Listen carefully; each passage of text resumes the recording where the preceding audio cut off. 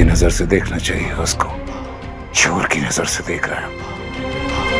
हमारा सामने तो तुम्हारा कहानी का वो हिस्सा है जिसे सब जानता है। तुम्हारा कहानी तो जारी है। दुश्मन हम पर हावी होता जा रहा है बच्चा, और हमको यकीन है दुश्मन यहीं कहीं हमारे करीब है। हमको कितना तकलीफ है इस चीज का बता नहीं सकता। इन दीवारों में रह के मैं कर क्या सकती हूँ? जिसको तुम अपना अंदर छुपा कर बैठा है वो हमारा सामने नहीं है। मैं तो खुली किताब हूँ। शायद इसी घर में अगर हमारा अंदाजा गलत हुआ तो बड़ा नुकसान हो। आपका शक गलत है। तो साबित करो कि गलत है, करो साबित, खुशी होगा हमको। हमको लगता है कि वो हमसे अपना दुश्मनी निकाल रहा है। ना बच्चा, इंसान मर जाता है पर किसी पर कुलता नहीं है। और तुम कर सकता है, तुम समता के करीब है। लेकिन जब तक साबित नहीं होता तब तक शक तो करेगा।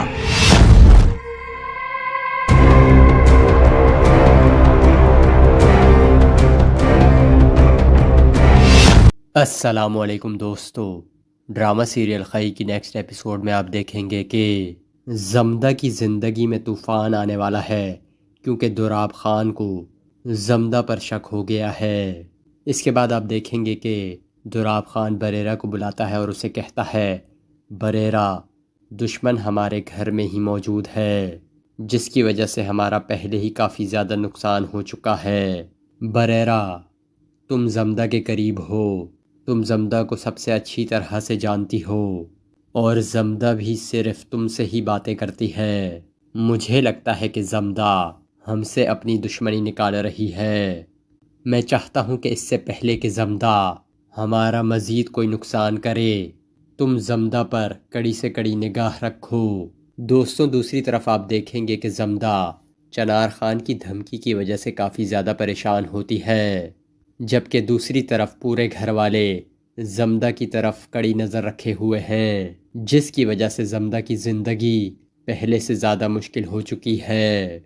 इसके बाद आप देखेंगे कि जमदा परेशानी के आलम में होती है कि बरेरा उसके पास आती है और उससे कहती है, जमदा क्या बात है, तुम कुछ परेशान लग रही हो। ये सुनकर जमदा कहती है, कुछ नहीं, बस गुलाब ख़ान की मौत की वजह से मुझे अपने घर वालों की मौत याद आ गई और आप जानती तो हैं कि मेरे घर वालों के साथ खई हुआ था। बस मैं यही सब सोच कर ज़रा परेशान हो गई। ये सुनकर बरेरा जमदा को जवाब देते हुए कहती है, ये बात तो मैं भी जानती हूँ, लेकिन जमदा मैं वो बात नहीं जानती जो तुम्हारे दिल में छुपी है। ये सुनकर जमदा हैरान होकर बरेरा से कहती है, मैंने कोई बात भी तुमसे नहीं छुपाई, जो कुछ भी है वो सब तुम्हें पता है। मेरी तमाम हकीकत तुम अच्छी तरह जानती हो बरेरा। बरेरा कहती है, जमदा, अक्सर इंसान अपने राज अपने सीने में लेकर ज़मीन में दफन हो जाता है, लेकिन वो राज किसी को भी नहीं बताता। दोस्तों, जिस तरह से दुराब ख़ान ने बरेरा को समझाया था, बरेरा बिल्कुल उसी तरह जमदा पर कड़ी से कड़ी निगाह रखे हुए है। थोड़ी देर बाद आप देखेंगे कि जमदा किसी काम से अपने कमरे से बाहर जाती है तो बरेरा जमदा की अलमारी की तलाशी लेने लगती है कि इतने में बरेरा के हाथ जमदा का मोबाइल लग जाता है। मोबाइल देखकर बरेरा हैरान रह जाती है और सोचती है कि ये मोबाइल जमदा के पास आखिर कहाँ से आया और आखिर जमदा ने ये मोबाइल घर वालों से कब से छुपाया हुआ है। इसके बाद आप देखेंगे कि बरेरा वो मोबाइल लेकर चनार ख़ान के पास जाती है और उसे सारी हकीकत के बारे में बताती है। ये सुनकर चनार ख़ान कुछ परेशान हो जाता है क्योंकि चनार ख़ान इस बात पर यकीन नहीं करना चाहता कि जमदा इस सारे मामले के पीछे है। इसके बाद चनार ख़ान जमदा के पास आता है और कहता है, जमदा, मुझे जिसे प्यार की नज़र से देखना चाहिए था, मैं उसे चोर की निगाह से देख रहा हूँ और मुझे इस बात से सबसे ज़्यादा तकलीफ़ होती है जमदा। ये सुनकर जमदा कहती है, चनार ख़ान, मैं इन दीवारों के दरमियान रहकर आखिर क्या कर सकती हूँ। मेरा इस सारे मामले में कोई भी कसूर नहीं है। आपका शक बिल्कुल बेबुनियाद है। یہ سن کر چنار خان کہتا ہے اگر میرا شک بالکل بے بنیاد ہے تو پھر میں چاہتا ہوں کہ تم مجھے غلط ثابت کرو، اور اس بات کی سب سے زیادہ خوشی بھی مجھے ہی ہوگی۔ زمدہ، جب تک تم یہ بات ثابت نہیں کر دیتی کہ تمہارا اس معاملے سے کوئی لینا دینا نہیں ہے، تب تک میں تم پر شک کرتا رہوں گا، اور اسی وجہ سے میں نے تم پر کڑی نگاہ رکھی ہوئی ہے۔ دوستوں، اس کے بعد آپ دیکھیں گے کہ زمدہ کے لیے اب اپنا فون استعمال کرنا بہت زیادہ مشکل ہو جائے گا، جس کی وجہ سے وہ بادل خان کو پوری صورتحال سے آگاہ نہیں کر پائے گی، کیونکہ گھر کا ایک ایک فرد اب زمدہ پر نظر رکھے گا۔ اس صورتحال میں جب زمدہ کا کسی بھی طرح بادل خان سے رابطہ نہیں ہو پا رہا ہوگا تو پھر زمدہ بادل خان کو ایک خط لکھ کر بھجوائے گی، لیکن وہ خط بھی راستے میں چنار خان کے ہاتھ لگ جائے گا۔ دوستوں، خط پڑھنے کے بعد چنار خان حقیقت سے بخوبی واقف ہو جائے گا کہ گل خان کی موت کے پیچھے بھی زمدہ کا ہی ہاتھ ہے۔ اس کے ساتھ ساتھ چنار خان کو یہ حقیقت بھی معلوم ہو جائے گی کہ زمدہ نے ہی چنار خان کے بیٹے اسفن کی بھی جان لی ہے۔ یہ ساری حقیقتیں پڑھ کر چنار خان پر تو جیسے قیامت ٹوٹ جائے گی، کیونکہ اس سے پہلے تک تو وہ زمدہ کو ایک بے ضرر سی لڑکی سمجھتا تھا۔ اسے کہاں پتہ تھا کہ زمدہ کو نہ صرف پستول تھامنی بھی آتی ہے، گولیاں برسانی بھی آتی ہے۔ خط پڑھنے کے بعد چنار خان غصے سے پاگل ہو جائے گا، شدید غصے میں آ جائے گا، اور پھر زمدہ سے انتقام لینے کے لیے گھر کی طرف چل پڑے گا، اور یہاں اس قسط کا اختتام ہو جاتا ہے۔ ارطغرل پر تشدد جاری تھا۔ اسے ایک شکنجے میں جکڑ کر پانی میں غوطے دیے جا رہے تھے کہ شہاب الدین کے ایک وفادار سپاہی نے قید خانے میں پہنچ کر باقی سپاہیوں کو کھانے کے لیے باہر بھیج دیا، اور موقع ملتے ہی ارطغرل کو شکنجے سے آزاد کرانے میں کامیاب ہو گیا۔ اس مقصد کے لیے اس نے اپنے ہی ایک سپاہی کو موت کے گھاٹ بھی اتار دیا تھا۔ آپ جلدی سے سپاہی کی وردی پہن لیں، ہمیں فوراً یہاں سے نکلنا ہوگا۔ اس نے ارطغرل سے کہا۔ کچھ دیر بعد ارطغرل اس سپاہی کے ساتھ زندان سے باہر آ گیا۔ اسی دوران کماندار ناصر بھی وہاں پہنچ گیا۔ جب اس نے زندان کو خالی دیکھا تو غصے سے آگ بگولا ہو گیا، اور سپاہیوں کو ہر طرف پھیل کر ارطغرل کو ڈھونڈنے کا حکم دے دیا۔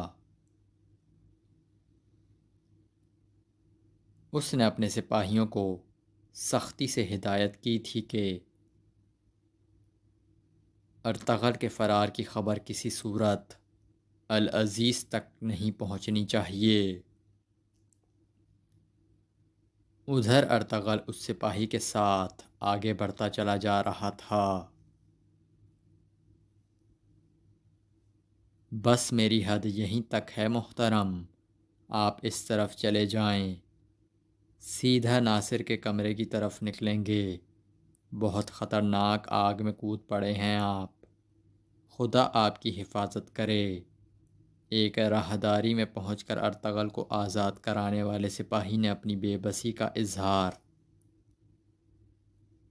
کرتے ہوئے کہا۔ وہ مزید مدد کرنے سے قاصر تھا۔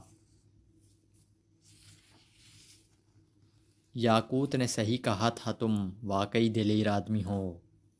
ارطغرل نے اس کی تعریف کرتے ہوئے شکریہ ادا کیا اور آگے بڑھ گیا۔ ابھی وہ چند قدم آگے بڑھا تھا کہ سامنے سے آنے والے دو سپاہیوں نے حملہ کر دیا۔ ارطغرل نے مہارت سے ان کا حملہ روکا اور پھر بنا وقت ضائع کیے دونوں کو موت کے گھاٹ اتار دیا۔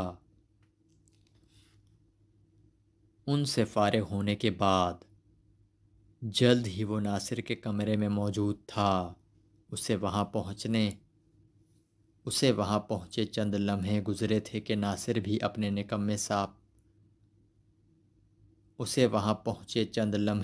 تھے کہ ناصر بھی اپنے نکمے سپاہیوں کو کوستا ہوا اندر آ گیا۔ ارطغرل اس کی آواز سنتے ہی ستون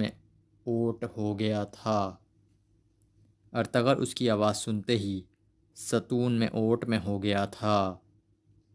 ناصر بے چینی سے کمرے میں ٹہل رہا تھا کہ موقع پاتے ہی ارطغرل اوٹ سے باہر آ گیا اور پلک جھپکتے میں ناصر کے گلے پر تلوار رکھ دی۔ کیا چاہتے ہو تم ارطغرل؟ وہ ارطغرل کو سامنے دیکھ کر بوکھلا گیا تھا۔ تمہاری اصلیت حلب کے لوگوں کو بتانا چاہتا ہوں۔ ارطغرل نے تلوار کا دباؤ گلے پر بڑھا دیا۔ پھر تو تمہیں مجھے مار ڈالنا ہوگا۔ جیتے جی تو میں تمہیں کچھ نہیں بتاؤں گا، ناصر نے جواب دیا۔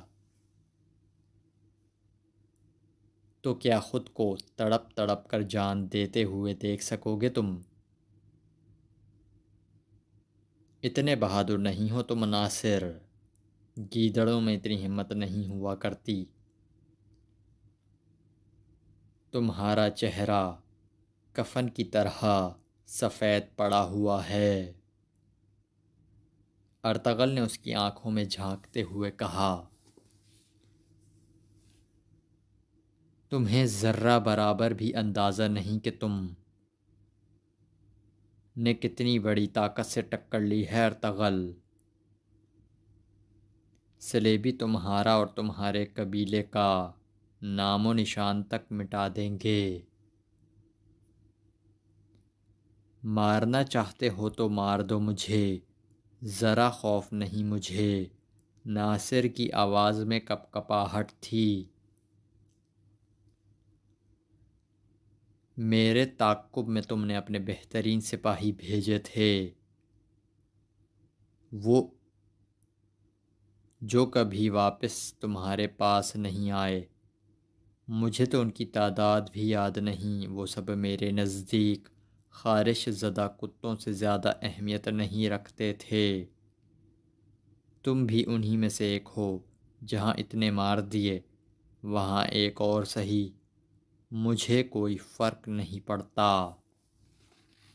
ارطغرل اس کی گردن کاٹنے ہی والا تھا کہ ناصر نے نئی چال چل دی۔ اگر میرا بال بھی بیکا ہوا تو جس کی خاطر تم نے اتنی اذیتیں سہی ہیں وہ شہزادی حلیمہ اپنی جان سے ہاتھ دھو بیٹھے گی۔ تم کہنا کیا چاہتے ہو؟ ارطغرل چونکا۔ کیا تم ہمیں بیوقوف سمجھتے ہو ارطغرل؟ ہر بات پر نظر ہے ہماری۔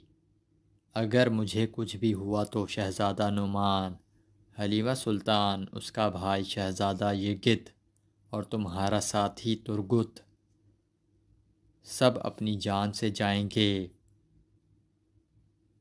میں نے یہ سب کچھ بہت پہلے ہی سوچ رکھا تھا۔ کماندار ٹائٹس کا تیر تو حلیمہ سلطان کی جان نہ لے سکا، مگر میرے پاس بے شمار آدمی ہیں محل میں یہ کام کرنے کے لیے۔ یہ سن کر ارطغرل نے ایک گہری سانس لیتے ہوئے تلوار پیچھے کر لی۔ کیا ہوا ارطغرل؟ ہاتھ کانپنے لگے ہیں کیا میری گردن کاٹتے ہوئے؟ مرد بنو، خوفزدہ کیوں ہو گئے؟ مارنا ہے تو مار ڈالو مجھے۔ ناصر طنزیہ انداز میں مسکرایا۔ پہلے ایک ایک کر کے میں تمہارے وفاداروں کو مار ڈالوں گا، پھر قسم کھاتا ہوں کہ تمہیں اپنے ہاتھ سے قتل کروں گا۔ ارطغرل کی بات مکمل نہیں ہوئی تھی کہ کماندار ناصر کے 2 سپاہی اندر آ گئے۔ جیسے ہی انہوں نے ناصر کو مشکل میں دیکھا وہ ارطغرل پر حملہ آور ہو گئے۔ ارطغرل بھی چوکس تھا، اس نے چند لمحوں میں ہی ان دونوں کو موت کے گھاٹ اتار دیا۔ ناصر کو وہیں چھوڑ کر ارطغرل کمرے سے باہر آیا تو دور سے آنے والے سپاہی اس کے تعاقب میں دوڑ پڑے۔ ارطغرل تیزی سے آگے بڑھا اور پھر ایک راہداری میں مڑتے ہی سامنے دکھائی دینے والے کمرے کی طرف لپکا، لیکن اس لمحے وہ دیکھ چکا تھا کہ ایک جوان لڑکی اسے وہاں چھپتا دیکھ چکی تھی۔ چند لمحے میں تعاقب کرنے والے سپاہی بھی وہاں پہنچ گئے تو لڑکی نے چلا کر محافظوں کی توجہ دوسرے راستے کی طرف مبذول کرا دی اور وہ سب اسی طرف نکل گئے۔ ان کے جاتے ہی لڑکی آگے بڑھی اور ارطغرل کو کمرے سے نکال کر اپنے ساتھ ایک محفوظ مقام پر لے گئی۔ یہاں آپ بالکل محفوظ ہیں، اس جگہ کا علم کسی کو نہیں ہے۔ آپ کون ہیں؟ ارطغرل نے پوچھا تو لڑکی دھیرے سے مسکراتے ہوئے بولی، میں لیلا ہوں، آپ نے جس شخص کی جان بچائی میں ان کی بھانجی ہوں۔ وزیر اعظم شہاب الدین میرے ماموں ہیں۔ لڑکی نے اپنا تعارف کرایا۔ یعنی العزیز کی بہن ہیں آپ؟ ارطغرل چونکا۔ جانتی ہوں میرے ماموں کو بھائی کے چنگل سے کس طرح بچایا آپ نے۔ جان پر کھیل کر انہیں نکال لے گئے آپ۔ دشمن نہیں ہوں میں آپ کی۔ اس نے العزیز کے ذکر کو نظر انداز کر دیا تھا۔ حلب میں کون دوست ہے اور کون دشمن کچھ پتہ نہیں چلتا، ارطغرل نے کہا۔ اس شہر کو اگر کوئی شخص صلیبیوں سے بچا سکتا ہے تو وہ صرف ماموں جان ہیں۔ اسی وجہ سے میں نے آپ کی مدد کی۔ ماموں جان کا دوست میرا بھی دوست ہے، لیلا نے جواب دیا۔ ایسا تو نہیں کہ دوست کے روپ میں دشمن نکلیں آپ بھی؟ ہرگز نہیں۔ آج رات آپ یہیں گزاریں، صبح ہوتے ہی آپ کو یہاں سے نکال دوں گی۔ لیلا نے روشن دیا اس کی طرف بڑھا دیا۔ ظاہر ہے اور کوئی چارہ بھی نہیں، ارطغرل نے جواب دیا اور لیلا خاموشی سے واپس چلی گئی۔ کچھ دیر بعد وہ دوبارہ آئی تو اس کے پاس کچھ چیزیں تھیں۔ کچھ کھا لیجئے گا، جنگ میں طاقت بحال رہنا لازمی ہے۔ ساتھ ہی آپ کے لیے لباس بھی لے آئی ہوں، یہی پہن کر صبح آپ کو یہاں سے نکلنا ہوگا۔ میرے لیے خود کو مزید خطروں میں نہ ڈالیں، ارطغرل نے اس کا شکریہ ادا کیا۔ میں تو صرف یہ چاہتی ہوں کہ ماموں جان جس طرح پہلے وزیر اعظم تھے پھر سے ہو جائیں۔ ابھی ہر طرف سخت پہرا ہے، صبح تک اسی پر گزارا کریں۔ میں آپ کو محل سے نکالنے کی کوئی تدبیر کرتی ہوں۔ اصل مسئلہ محل سے نکلنا نہیں، ناصر ہے۔ تمام سازشوں کا تانا بانا اسی نے بنا ہے۔ ارطغرل نے لیلا سلطان کو محل میں اپنی موجودگی کے مقصد سے آگاہ کیا تو اس کا منہ حیرت سے کھلا رہ گیا۔ جب تو دعا کرے تو اپنی کوٹری میں جا کر دروازے کا پردہ گرا دے، اور خدا کی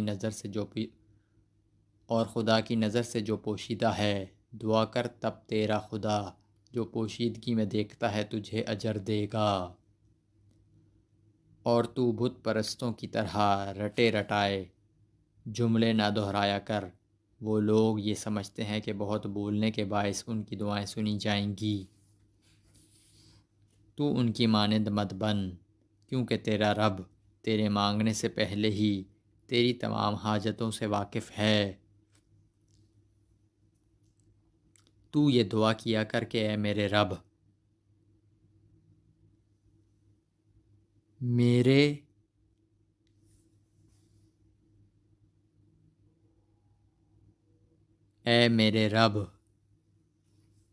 تو یہ دعا کیا کر کہ اے میرے رب،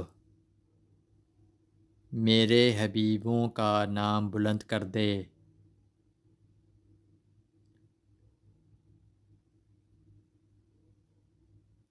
اے میرے رب، میرے حمایتیوں کا نام بلند کر دے، میرے ساتھیوں کا نام بلند کر دے، آمین۔ ایزا دورہ نے دعا مکمل کر کے صلیب کا نشان بنایا اور یگت کی جانب دیکھا۔ ان دنوں یگت اسی کے زیر نگرانی تھا۔ وہ دھیرے دھیرے اسے عیسائیت کی طرف راغب کر رہی تھی۔ یہ ذمہ داری استاد اعظم اور کارڈنل تھامس نے اسے سونپی تھی۔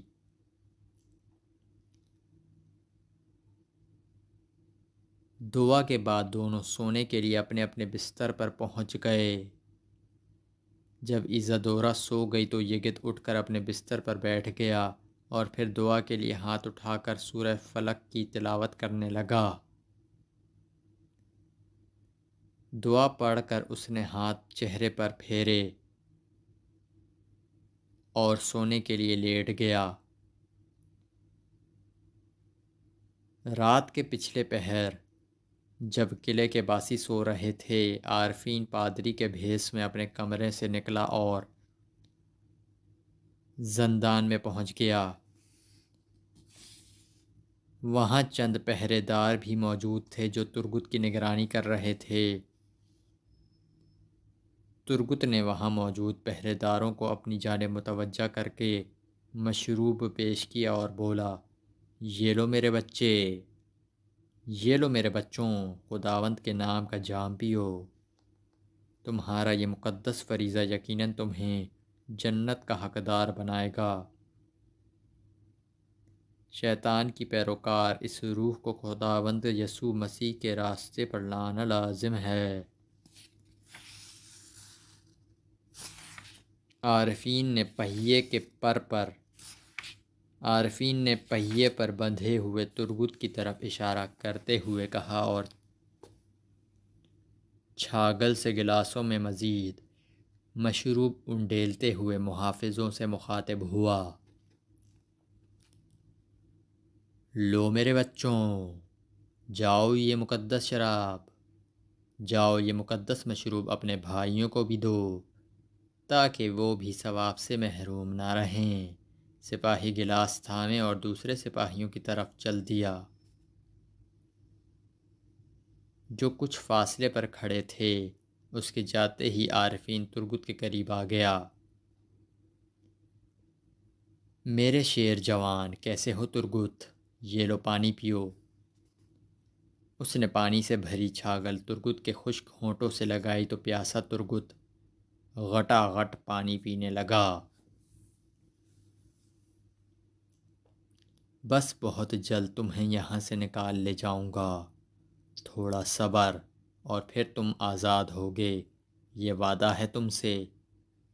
اس نے ترگت کا حوصلہ بڑھایا، اللہ جانتا ہے ان جیسے شفاق لوگ نہیں دیکھے میں نے۔ ترگت نے اس کی طرف دیکھ کر کہا، یگت کو اور تمہیں صحیح سلامت نکال لے جاؤں گا میں یہاں سے انشاءاللہ۔ عارفین پرعزم تھا۔ اللہ کرے، لیکن اگر میں شہید ہو جاؤں تو قبیلے جا کر انہیں بتانا کہ میں نے کتنا ظلم سہا ہے، اور میری منگیتر آئگس سے کہنا کہ ترگت ایک پل کو بھی تمہیں نہیں بھولا۔ اتنا خوفناک تشدد ہوا مگر تمہاری یاد ہر پل میں اتنا خوفناک تشدد ہوا مگر تمہاری یاد ہر پل میں ساتھ رہی۔ آئگس کو یقین دلانا کہ میں اس سے بہت بہت محبت کرتا ہوں۔ انشاءاللہ یہ سب تم خود کہو گے آئگس سے، تم سے وعدہ ہے میرا، بہت جلد آزاد کرا لوں گا تمہیں۔ عارفین نے اسے پانی پلایا اور واپس جاتے ہوئے بولا،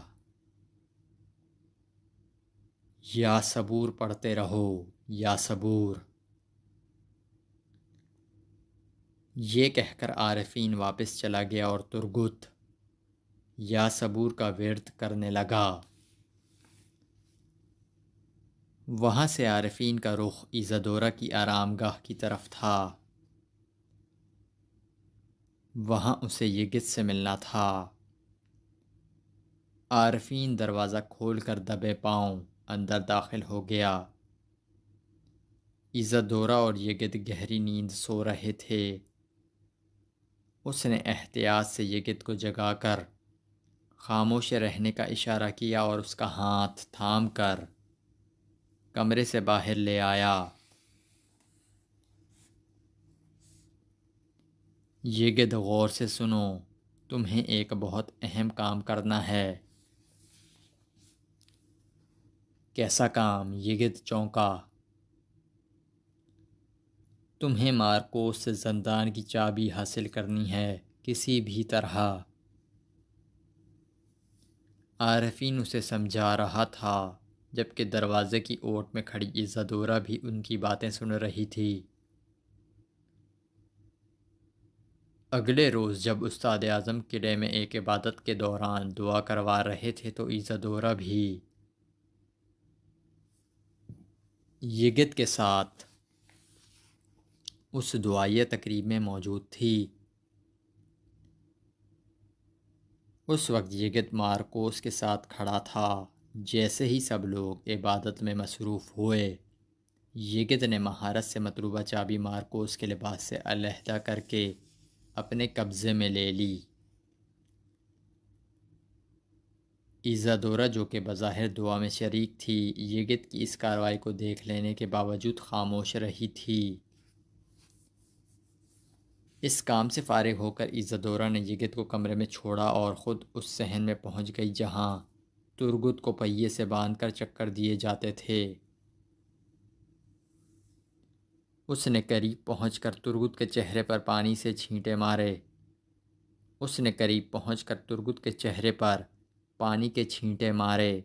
اور اس کی آنکھیں کھلتے ہی بولی،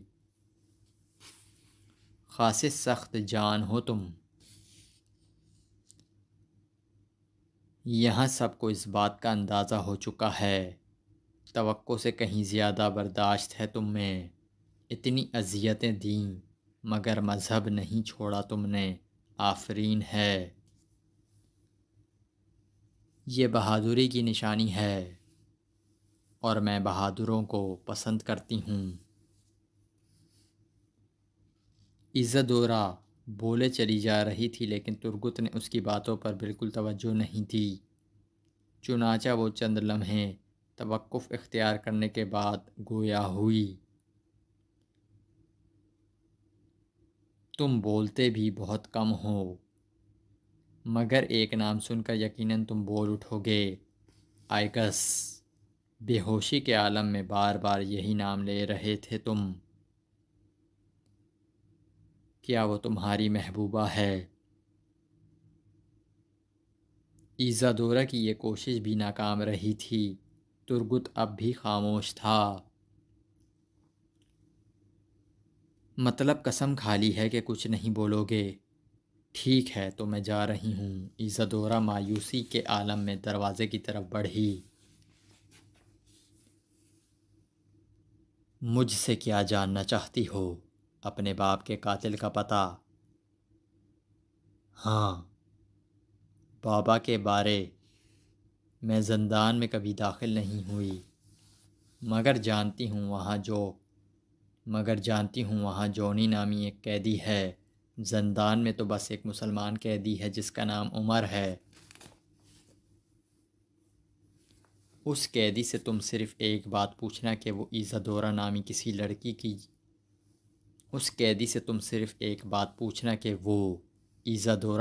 کسی لڑکی کو جانتا ہے۔ اگر اس کا جواب ہاں میں ہوا تو تمہاری آزادی کے لیے اپنی جان پر بھی کھیل جاؤں گی۔ ایزادورا نے کہا، اس کے لہجے میں آس تھی۔ اس کا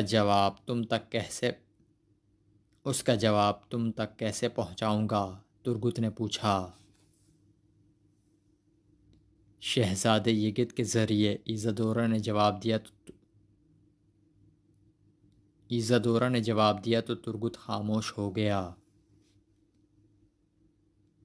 کارڈینل تھامس کوئی تحریر لکھنے میں مصروف تھا کہ استاد اعظم پرجوش انداز میں وہاں پہنچ گیا اور اس کی طرف دیکھتے ہوئے طنزیہ لہجے میں مخاطب ہوا۔ پاپا اعظم کو جو مکتوب آپ نے لکھے تھے، اب ان کی کوئی اہمیت نہیں رہ گئی میرے عزیز دوست کارڈینل تھامس۔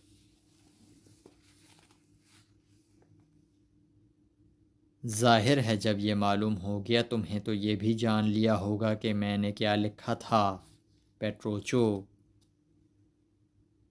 کارڈینل تھامس کا لہجہ پرسکون تھا۔ دیکھ لیا آپ نے جاسوسی کا کیسا نظام ہے ہمارا؟ ہمارے وسائل لامحدود ہیں اور ساری دنیا پر صلیبی حکمرانی قائم کرنے کا ہمارا جو منصوبہ ہے وہ بہت جلد کامیابی سے ہمکنار ہوتا دیکھیں گے آپ۔ لیکن ابھی مجھے اتنی دلچسپی نہیں اس منصوبے میں۔ اگر آپ کو پاپا اعظم بنا دیں تو یہ دلچسپی کافی بڑھ جائے گی پیارے دوست تھامس۔ استاد اعظم نے کھلے لفظوں میں اس سے ایک بڑی پیشکش کی تو کارڈینل تھامس کی آنکھوں میں چمک سی آ گئی۔ وہ اپنی کرسی سے اٹھ کھڑا ہوا اور چند قدم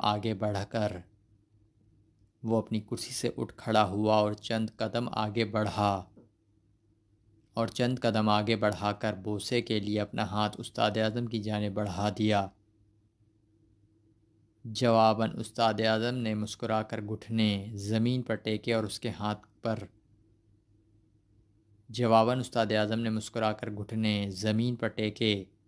اس کے ہاتھ پر بوسہ دے دیا۔ آپ کارڈینل تھامس کا ہاتھ استاد اعظم کے کاندھے پر تھپکی دے رہا تھا۔ اب کارڈینل تھامس کا ہاتھ استاد اعظم کے کندھے پر تھپکی دے رہا تھا، جو یقیناً صلیبیوں کے لیے اچھی خبر تھی۔ سردار سلیمان شاہ حلب روانہ ہو چکے تھے۔ کردوغلو دلی دمیر اور الیاس فقیہ بھی ان کے ہمسفر تھے۔ حلب شہر میں داخل ہو کر وہ سیدھے درگاہ پہنچ گئے جہاں ردوان اور بمسی پہلے سے موجود تھے۔ دونوں نے سینے پر ہاتھ رکھ کر سلیمان شاہ کو تعظیم پیش کی اور پھر تفصیل سے تمام حالات و واقعات بیان کر دیے۔ کچھ دیر بعد وزیر اعظم شہاب الدین بھی وہاں پہنچ گئے۔ سلیمان شاہ ان سے گرم جوشی سے ملے اور کہا،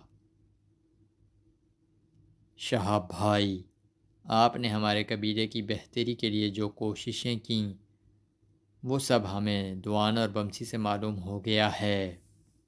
آپ پر آنے والی مصیبت کا بھی بتا دیا ہے انہوں نے۔ آپ پر آنے والی مصیبت کا بھی بتا دیا ہے انہوں نے۔ اگر مناسب سمجھیں تو ہم آپ کو ایسی جگہ لے جاتے ہیں جہاں آپ بالکل محفوظ ہوں گے۔ آپ ہمارے قبیلے کے پڑاؤ چلیں، وہاں سلیبی تو کیا کوئی دشمن بھی آپ تک نہیں پہنچ پائے گا انشاءاللہ۔ سلیمان شاہ، اس محبت کا بے حد ممنون ہوں میں۔ آپ لوگ پہلے ہی بہت مشکل میں ہیں، میں ان مشکلات میں اضافہ نہیں کرنا چاہتا۔ شہاب الدین نے محبت سے کہا، نہیں جناب، حق کی راہ میں مشکل اٹھائیں، شرف ہے یہ ہمارے لیے۔ سلیمان شاہ کے اصرار پر جلد ہی شہاب الدین نے ان کی میزبانی قبول کر لی۔ وہ ان کی محبت کو ٹھکرانا نہیں چاہتے تھے۔ عبد الرحمن الیاس فقیہ، دشمن کی نظروں سے بچا کر شہاب صاحب کو قبیلے لے جاؤ۔ سلیمان شاہ نے شہاب الدین کو سینے سے لگا کر اپنے جانبازوں کے ہمراہ رخصت کر دیا۔ انہوں نے آسمہ کو بھی ان کے ساتھ ہی قبیلے میں بھیج دیا تھا۔ اپنی منظور نظر کنیز آسمہ کے غائب ہو جانے پر العزیز بہت پریشان تھا۔